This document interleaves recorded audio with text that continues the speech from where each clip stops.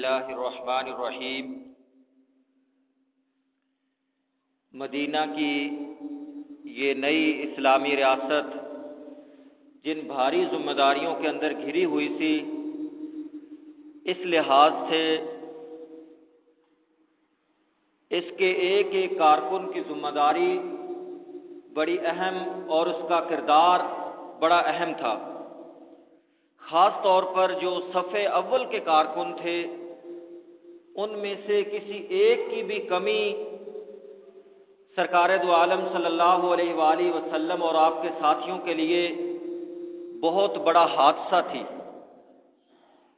ابو امامہ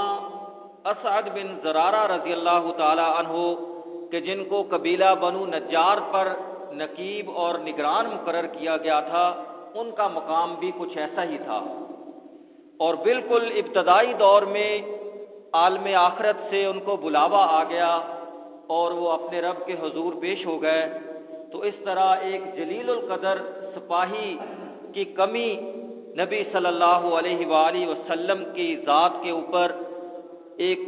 صدمے اور حادثے سے کم نہ تھی، اور اوپر سے اسلام دشمن یہودیوں کے پراپوگنڈے کی وجہ سے نبی صلی اللہ علیہ وسلم کے صدمے کے اندر اور اضافہ ہو گیا کہ یہود اور ان کے ساتھ مل کر منافقین یہ کہنے لگے کہ یہ کیسا نبی ہے کہ جس کا اتنا قیمتی ساتھی مر گیا، یہ کیسا نبی ہے کہ جس کا اتنا قریبی ساتھی فوت ہو گیا۔ اور اسد بن زرارہ کی وفات پر یہودیوں اور منافقین کے گھروں میں گویا گھی کے چراغ جلنے لگے اور وہ خوشیاں منانے لگے۔ تو نبی صلی اللہ علیہ وآلہ وسلم ان کے ان تیروں کی زد میں اتنے پریشان ہوئے کہ آپ نے کہا کہ برا ہوا کہ امامہ کا مرنا منافقین اور یہودیوں کے لیے، اور یہ کہتے پھرتے ہیں کہ اگر یہ شخص نبی ہے تو اس کا ساتھی کیوں مر گیا؟ تو نبی صلی اللہ علیہ وسلم نے کہا وَلَا أَمْلِكُ لِنَفْسِي وَلَا لِصَاحِبِي مِنَ اللَّهِ شَيْئًا، حالانکہ اللہ کی مشیت سے نہ تو میں خود بچ سکتا ہوں اور نہ میں اپنے کسی ساتھی کو بچا سکتا ہوں۔ تو دیکھیے، اندازہ لگائیے کہ چھوٹے سے واقعے سے کہ یہود کا دماغ کس طرح پھوڑے کی طرح پکا ہوا تھا اور چھوٹی چھوٹی باتوں کو وہ لے کر کتنا بڑا پروپیگنڈا کرتے تھے۔ بنو نجار نے آ کر حضور صلی اللہ علیہ وآلہ وسلم سے درخواست کی کہ ہمارا نقیب اور نگران تو اللہ کے پاس چلا گیا، اب آپ ہمارا کوئی نقیب مقرر کر دیں۔ تو حضور صلی اللہ علیہ وسلم نے بنو نجار کی تسکین کے لیے اپنے آپ کو ان کا نقیب مقرر کر دیا اور فرمایا انتم اخوالی وانا بما فیکم وانا نقیبکم۔ اور یہودیوں نے جن شرائط کے ساتھ نبی صلی اللہ علیہ وآلہ وسلم کے ساتھ معاہدہ کیا تھا، تو اس کی روح سے وہ اس تحریک کے بڑھنے کو روک نہیں سکتے تھے، اس کے راستے کے اندر رکاوٹیں کھڑی نہیں کر سکتے تھے، اس کا راستہ نہیں روک سکتے تھے۔ گویا کہ ان کی ناک کے نیچے عامت الناس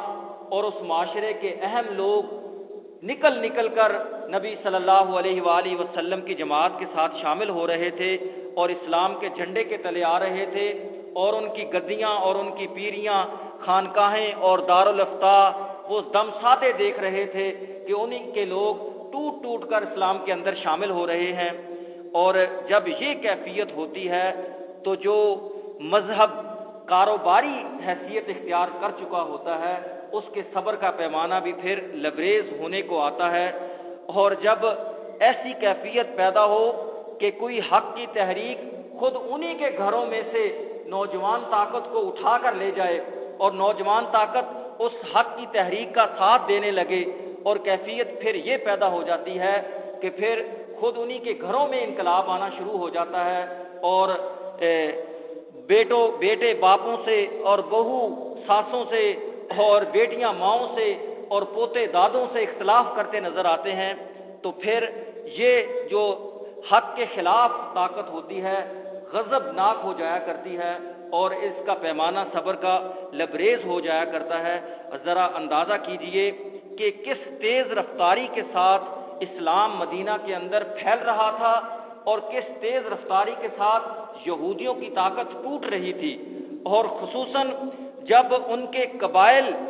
کے سردار اور بڑے بڑے لوگ جب اسلام لا رہے تھے تو ان کے سینوں پر سانپ نہیں لوٹ رہے ہوں گے، ان کے دل کی کیفیت کیا ہوگی۔ مثلاً آپ اندازہ لگائیے کہ انہی میں سے ایک آدمی تھے ابو قیس ابی انس، یہ زمانہ جاہلیت ہی میں ان کی فطرت نے ان کو بت پرستی سے ہٹا دیا، اسلام ابھی قبول نہیں کیا، لیکن اندر کی آواز نے کہا کہ یہ بت پرستی تو فطرت کا تقاضا نہیں ہے۔ انہوں نے بت پرستی بھی چھوڑ دی اور انہوں نے اپنے اوپر غسل جنابت کو بھی لازم ٹھہرا لیا، گھر کے اندر ایک مسجد بنا لی، اس کے اندر عبادت کرتے اور ناپاکی کی حالت کے اندر اس میں نہ جاتے، اور کہتے کہ میں تو ابراہیم علیہ السلام کے رب کی بندگی اور غلامی کرتا ہوں۔ اور یہ بزرگ ضعیف العمر تھے، حق بات کہنے کی ان کے اندر جرأت تھی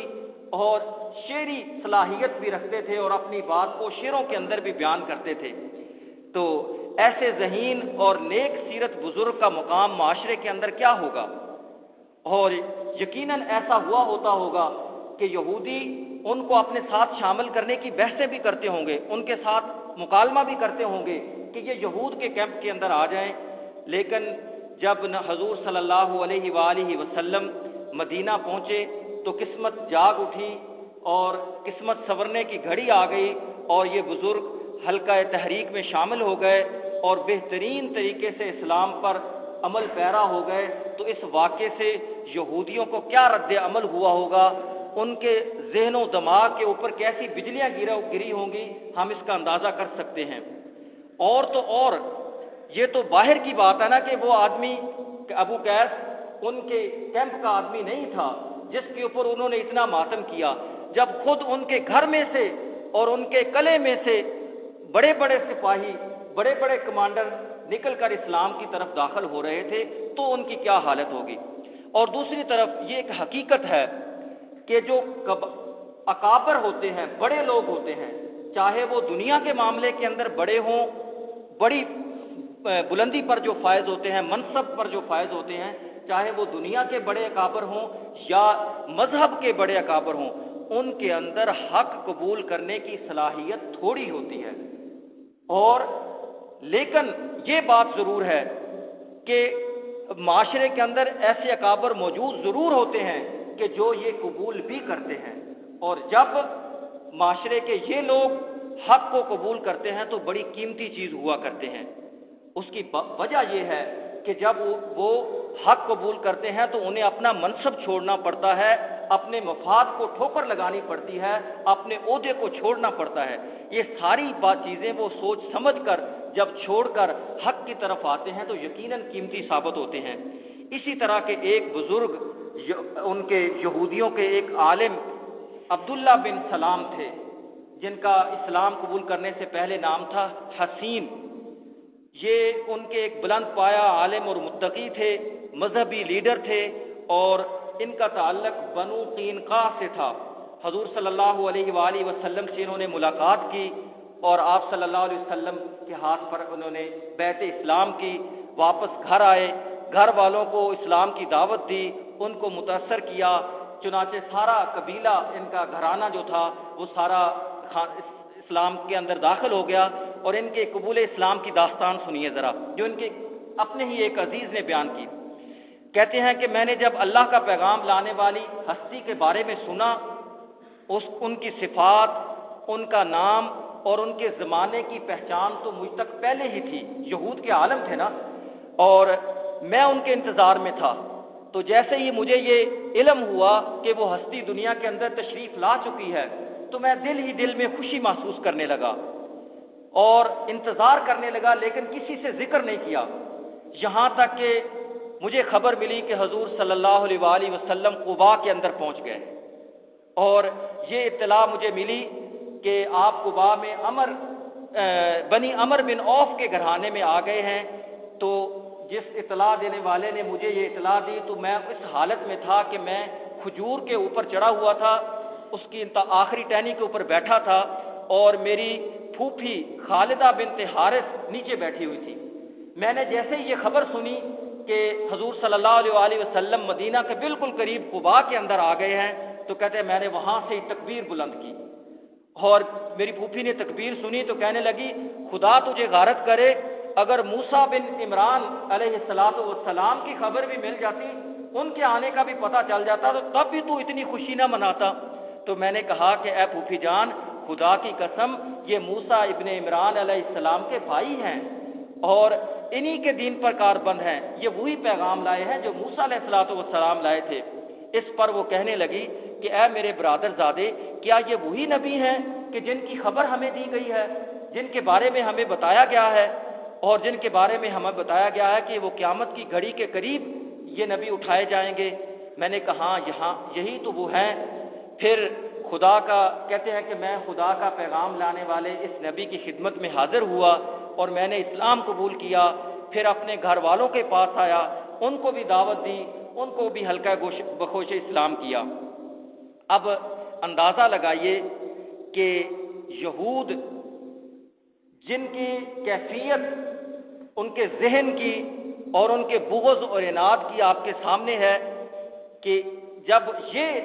اسلام لائے ہوں گے تو ان پر کیا بیتی ہوگی۔ اور ان کی کیفیت تو یہ تھی کہ جب کوئی ان کے ساتھ ہے تو وہ اس کو اچھا کہتے ہیں، جب ان سے دور چلا گیا،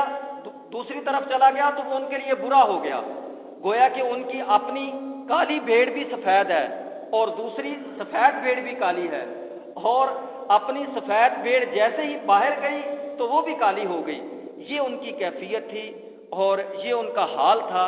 اسی چیز کو مد نظر رکھتے ہوئے حضرت عبداللہ بن سلام نبی صلی اللہ علیہ وآلہ وسلم کے سامنے گئے، آپ صلی اللہ علیہ وسلم کے پاس گئے اور انہوں نے کہا کہ میں ان یہودیوں کو جانتا ہوں، ان کے فاسد ذہنوں کو جانتا ہوں کہ یہ ایک فاسد زدہ گروہ ہے، آپ ایسا کیجئے کہ میں آپ کے پاس پردے کے اندر بیٹھ جاؤں گا، مجھے آپ چھپا لیجئے اور ان کو بلائیے اور میرے بارے میں ان کی رائے ذرا لیں۔ تو نبی صلی اللہ علیہ وآلہ وسلم نے دراصل وہ یہودیوں کے ذہن کو بے نقاب کرنا چاہتے تھے، ان کے اندر کے گند کو وہ سامنے لانا چاہتے تھے کہ حق کے بارے میں ان کے اندر کتنا بغض ہے۔ تو نبی صلی اللہ علیہ وآلہ وسلم نے ایسا ہی کیا کہ ان کو پردے کے پیچھے چھپا دیا گیا، اور ادھر یہودیوں کے لوگ آ گئے، ان کے بزرگ آ گئے، باتیں ہوئی، سوالات ہوئے، جوابات ہوئے۔ آخر میں رسول خدا صلی اللہ علیہ وآلہ وسلم نے پوچھا بتاؤ بھئی حسین کیسے ہیں؟ ان کا نام حسین تھا، تو وہ کیسے ہیں؟ انہوں نے کہا کہ وہ ہمارے سردار ہیں، ہمارے ایک سردار کے فرزند ہیں، مرد جلیل ہیں، عالم ہیں، متقی ہیں، پرہیزگار ہیں۔ جب وہ یہ سب کچھ کہہ چکے تو عبداللہ بن سلام کوٹ سے باہر آئے اور کہنے لگے کہ اے گروہ یہود، خدا کا خوف کرو اور اس نبی کے ہاتھ پر ایمان لے آؤ۔ خدا کی قسم تم مجھے خوب سمجھتے ہو اور میں تمہیں بتا رہا ہوں کہ یہ اللہ کا فرستادہ اور اللہ کا پیغمبر اور اللہ کے نبی ہیں، اور میں گواہی دیتا ہوں کہ حضور صلی اللہ علیہ وآلہ وسلم اللہ کے پیغمبر ہیں۔ تم بھی اسی بات کی گواہی دو، تم بھی اس پر ایمان لے آؤ، اور میں تم سے زیادہ جانتا ہوں، تمہیں تلقین کر رہا ہوں کہ تم بھی اسلام کے اندر داخل ہو جاؤ۔ یہ پردہ اٹھنا تھا کہ وہ لوگ حیران اور پریشان ہو گئے اور فوراً کہنے لگے تم جھوٹے ہو، اور پھر عبداللہ بن سلام کو مارنے کے درپے ہوئے۔ اور دیکھیے کہ ابھی تھوڑی دیر پہلے جو آدمی ان کا سید اور عالم اور رہنما اور متقی اور پرہیزگار تھا، ابھی ایک ہی لمحے کے اندر وہ جھوٹا بن گیا، اس لیے کہ ان کے دل کے اندر بغض اور عناد بھرا ہوا تھا، اور اسی بغض اور عناد کو عبداللہ بن سلام لوگوں کے سامنے لانا چاہتے تھے۔ عبداللہ نے رسول خدا صلی اللہ علیہ وآلہ وسلم سے عرض کیا کہ میں نے کہا نہ تھا کہ یہ ایک سرکش زدہ لوگ ہیں، یہ فساد زدہ گروہ ہے، اور ان کی سرکشی اور فساد اور جھوٹ آپ کے سامنے ہے۔ اس طرح عبداللہ بن سلام نے دلچسپ طریقے سے اپنے اور اپنے گھر والوں کے اسلام لانے کا اعلان کیا۔ اب تصور کیجئے کہ یہود کے دل و دماغ پر کیا واردات گزری ہوگی، اور کیا ان کے اوپر بجلیاں گزری ہوں گی۔ اسی طرح کا ایک اور واقعہ ایک اور بزرگ کا ہے، انشاءاللہ وہ کل بیان ہوگا۔ رب صلی وسلم دائما علی عبدک و حبیبک صلی اللہ علیہ وآلہ وسلم، آمین۔ بسم اللہ الرحمن الرحیم، الحمد للہ رب العالمین، والصلاة والسلام علی سید الانبیاء والمرسلین والعاقبۃ للمتقین۔ ربنا آتنا فی الدنیا حسنۃ وفی الآخرۃ حسنۃ وقنا عذاب النار۔ رب اغفر وارحم وانت خیر الراحمین، لا الہ الا انت سبحانک انا کنا من الظالمین۔ صلی اللہ تعالی علی خیر خلقہ محمد وعلی آلہ واصحابہ اجمعین۔